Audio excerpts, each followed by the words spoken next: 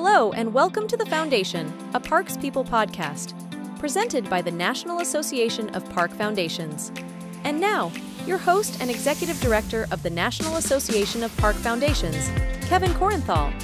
Well, hello, and welcome back to The Foundation, a Parks People podcast. I'm Kevin Korenthal, the Executive Director of the National Association of Park Foundations, and this is Season 2, Episode 1 of the podcast. I'm so excited about my first guest of the year. Her name is Lori Berkes-Nelson. She's the Executive Director of the Rockford Park District Foundation. So happy to have you here today. Thank you, Kevin. And not only is this the first episode of the second season, it's my first podcast ever. Oh, wow. Yeah, I've never done a podcast, so this is kind of cool. Well, I hope it is. I hope it ends up being a good experience for you. Well, yeah, if I screw it up, I'll never be invited to do one again.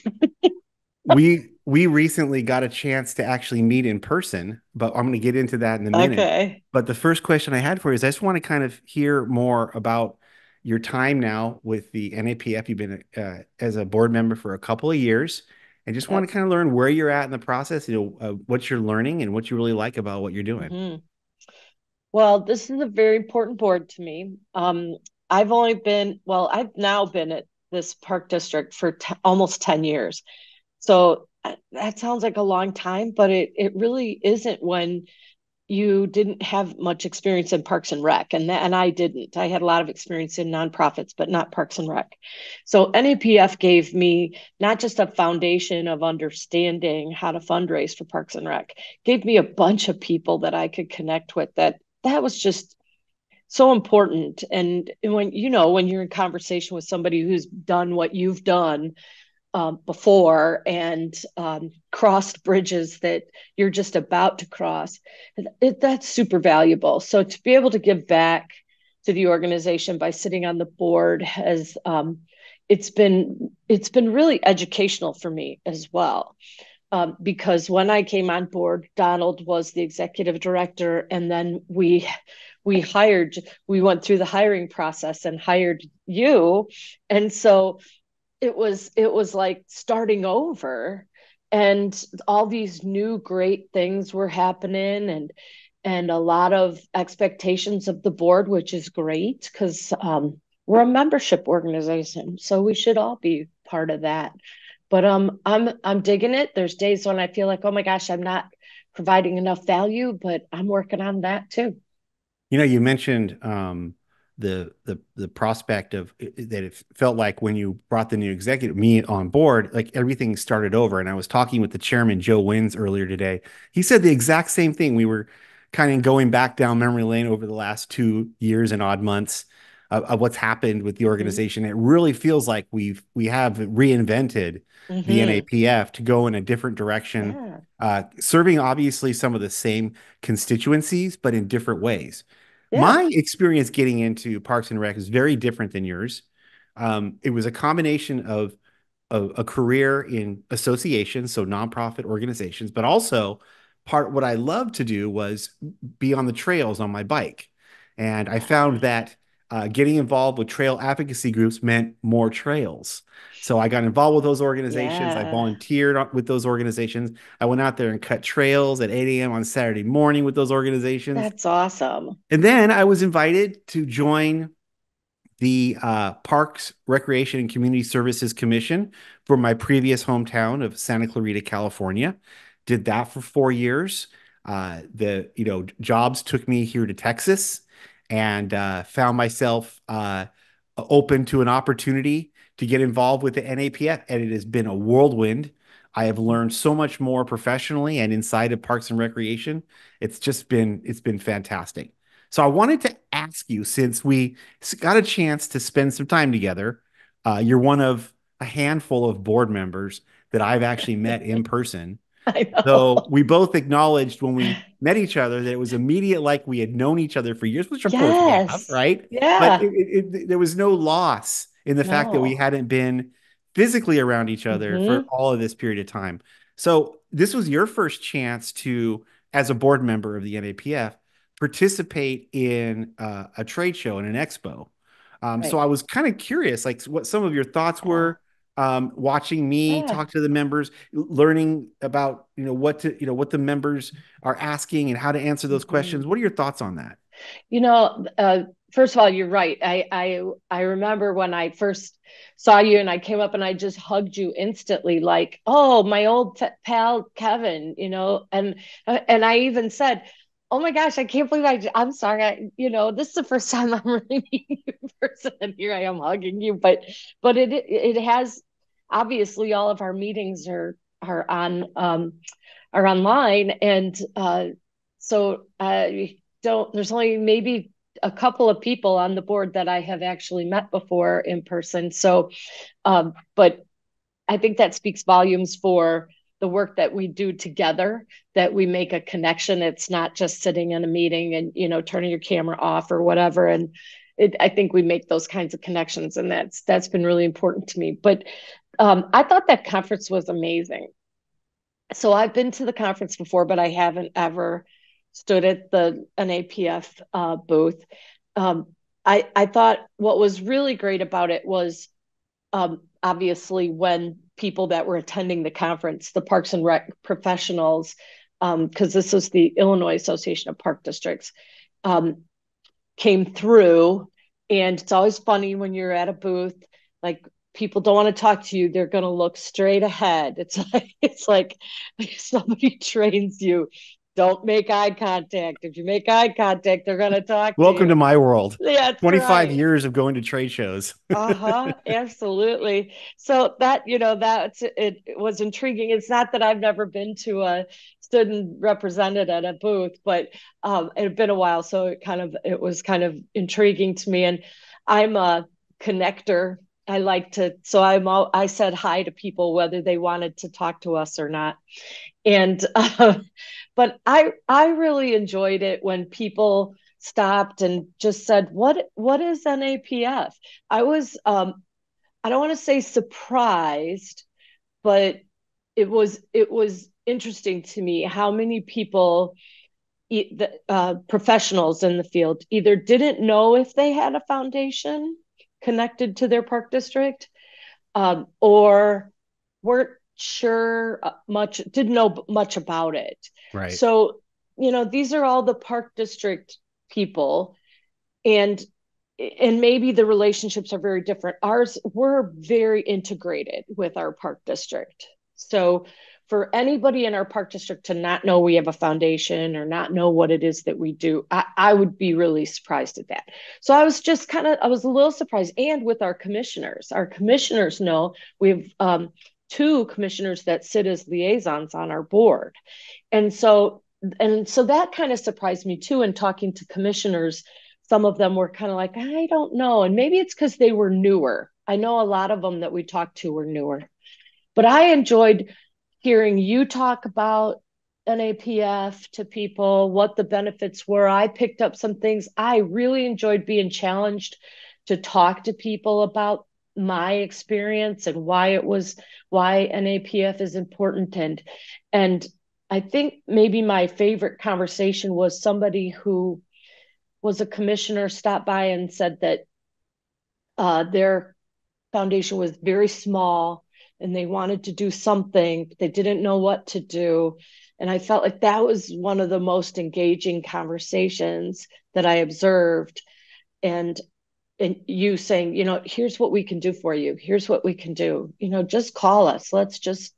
And so it was just a good feeling of connectivity and service for Yeah, the participants. when you participate with NAPF, is you got a taste of it, and as broadly as I am on a regular basis working with our members and talking to prospects, is that park Mhm. foundations come in every shape and size. They can be as Yeah. small as a a park bench in a pocket park, Hmm. to Ogle Bay, which is an internationally recognized Hmm. nonprofit resort on nonprofit property, and everything in between, obviously. Yeah. And so trying to suss out the uh, precise nature of where a park foundation is while someone's standing basically in the aisle at your table Right.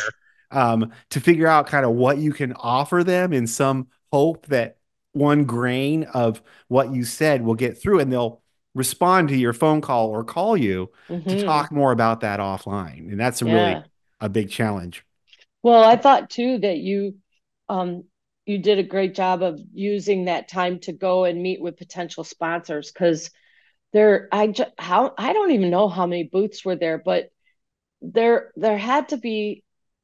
I mean, we were in the 800 um Hmm. level, which was the aisle.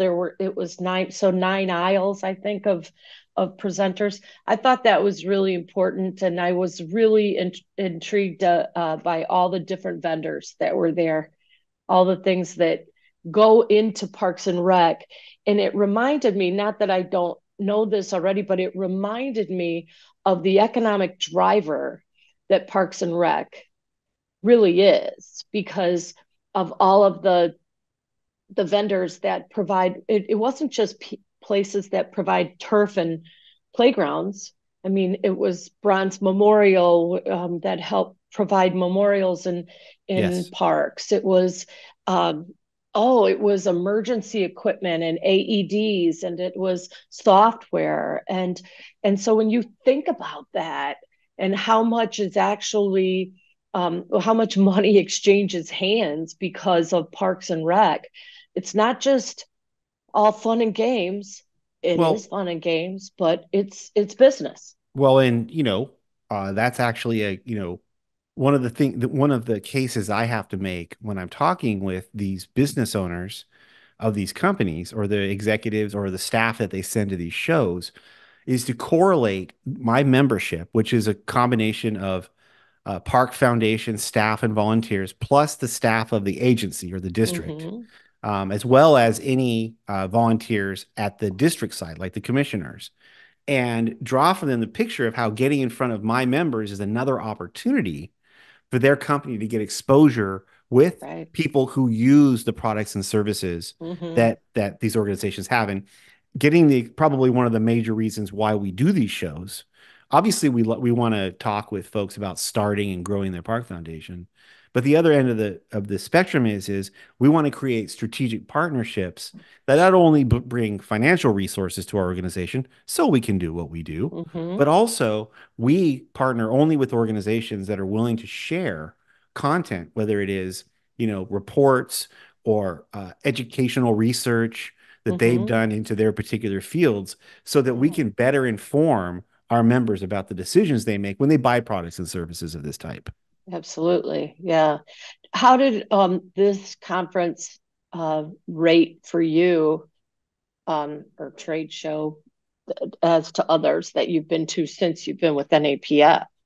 Yeah, now that I've been to a couple, NRPA, we've done twice since I came on board, the National Recreation Park Association. And then we did Indiana, and then I did Nevada. The Indiana and Nevada were much smaller Mm-hmm.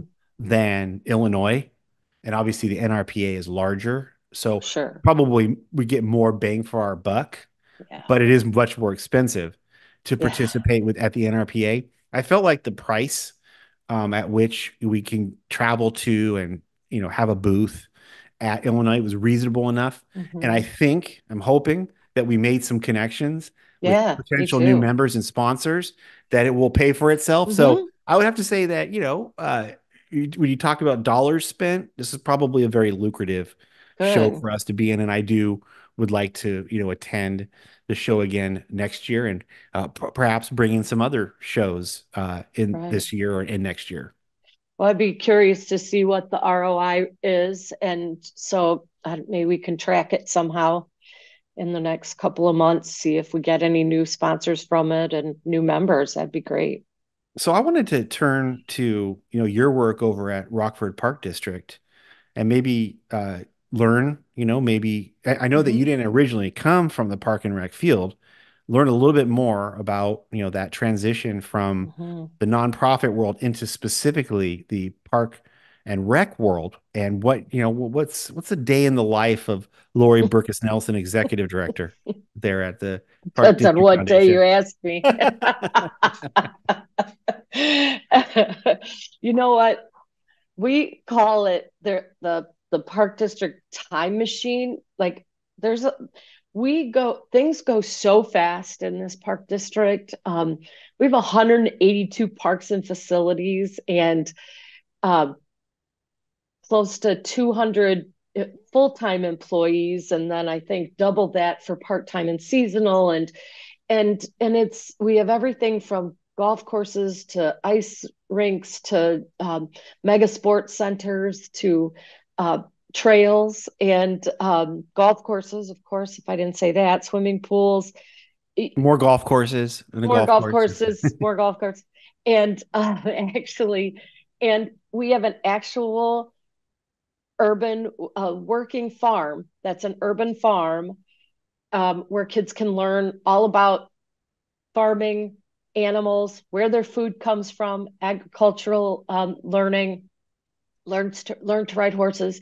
And right now, we are in the midst of a huge capital campaign, raising $10 million for an indoor equine center, not for riding as much as for equine assisted learning and psychotherapy. So we're really combining recreation and mental health services to help children who are dealing with trauma and the effects of the pandemic and all kinds of things that are really troubling kids today.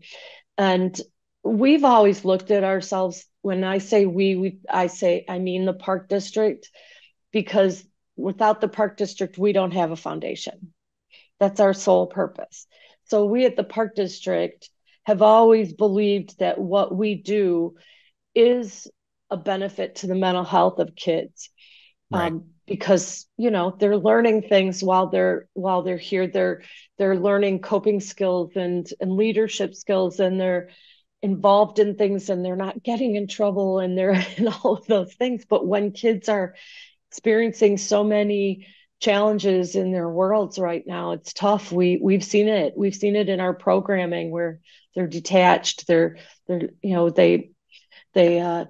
don't have those social skills that because they didn't see people for a while. And so those are some of the You already reasons know we're my doing opinion that. on how that whole lockdown thing Yeah, out yeah. and the disaster I think it was for not just educational learning, but as you mentioned, the socialization skills Mm-hmm. and the overall mental and physical health of youth when you stop doing what Mm-hmm. is natural to a child, which is to go Mm-hmm. out there and release energy that's pent up. Right. You create other potential behavioral issues. And Yeah.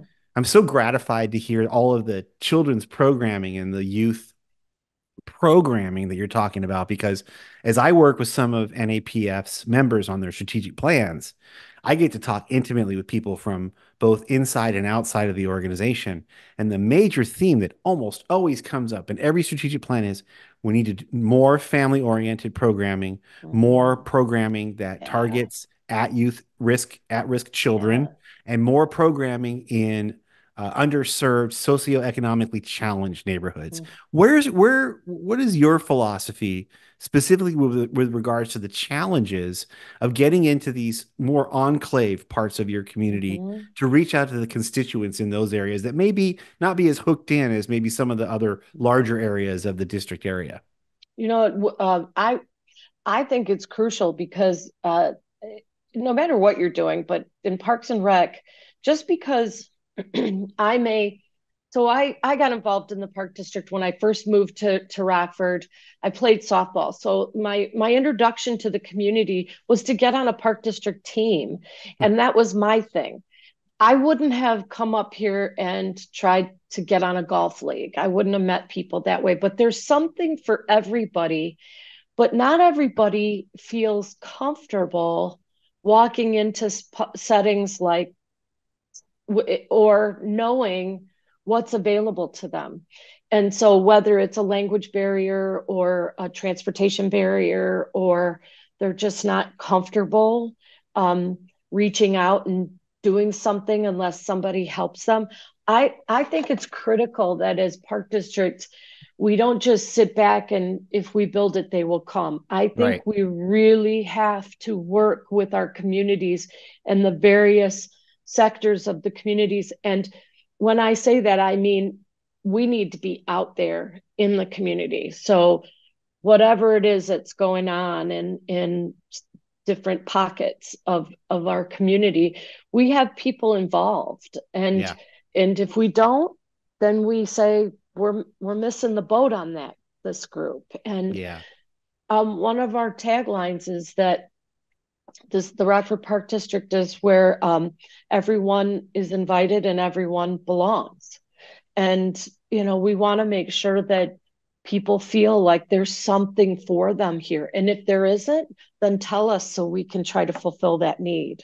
Yeah, it's so crucial. I mean, the level to which it's possible for now, especially post-COVID, for children and families to disappear from, Mm-hmm. the consciousness or the public participation that perhaps past generations, and that Mm-hmm. is, we're a melting pot country, and we're bringing in a lot of people of different cultures who may not quite understand that they're welcome, right? Mm-hmm. That they're Yeah, welcome to absolutely. become part of our programming, part of the conversation, that we Mm-hmm. value their opinions and trying to convince them to share, what it is, the values that they hold and the needs that they have. And, Right.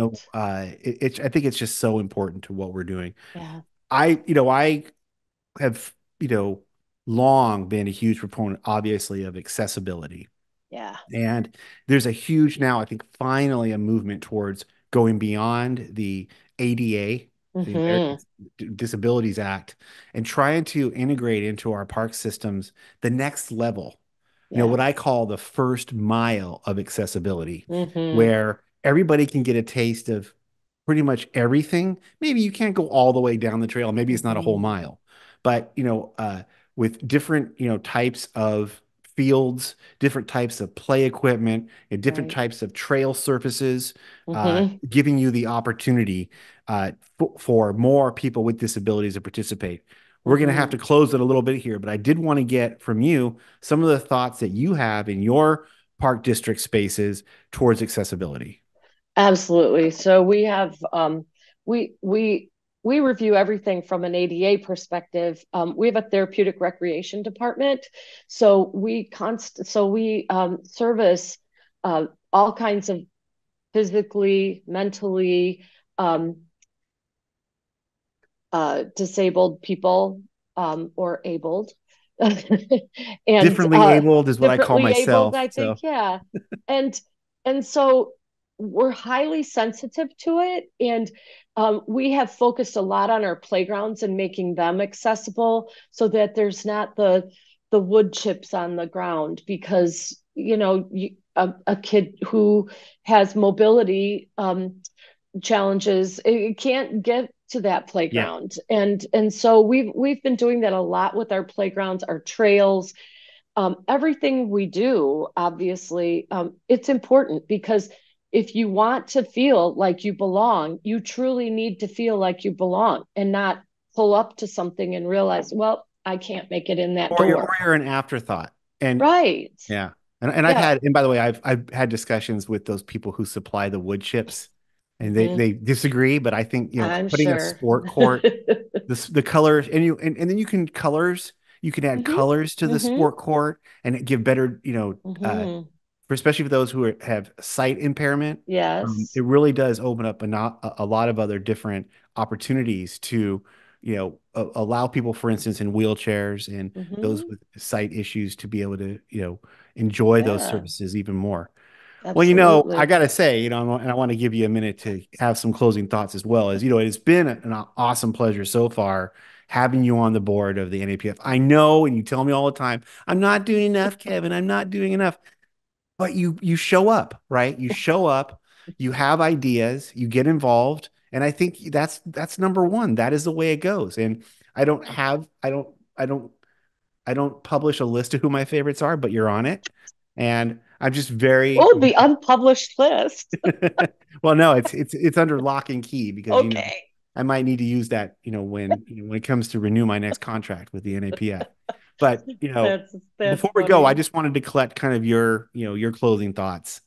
Well, thank you, Kevin. Thanks for the opportunity to be on my first podcast. Yeah. And um, Now, my closing thoughts are that, this is an amazing field of Parks and Rec, and foundations, I think, are just so important because we've relied so heavily on public funding to support our Parks and Rec, and yet there's a lot of people out there who are passionate and want to give of their own resources to help us to grow what we're doing. And so anybody out there who's considering starting a foundation, I would say do it. Do it. Call us at NAPF and just, reach out. It's may sound like a scary thing to do, but it's not. It's an amazing field to be in.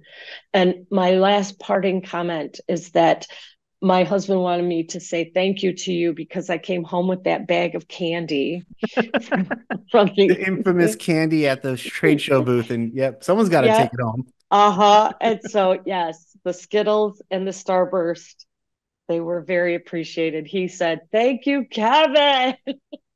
Well, and thank you for recognizing the need for park foundations and the role that NAPF can play in it.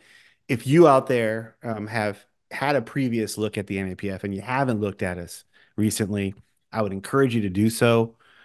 We are launching brand new educational and research programming that is going to supply our members and those in our prospects with a lot more information on how to do what they do.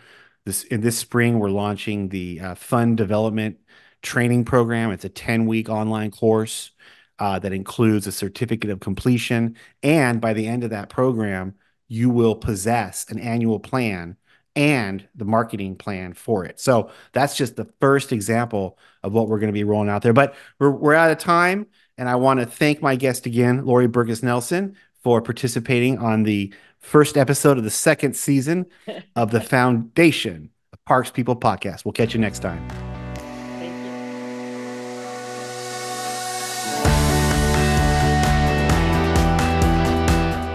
Thanks for tuning into The Foundation, a Parks People podcast. If you like what you heard, subscribe to our YouTube channel at youtube.com/@the-NAPF to not miss an episode. To help this podcast grow, please like, comment, and share with your friends. Have a great day.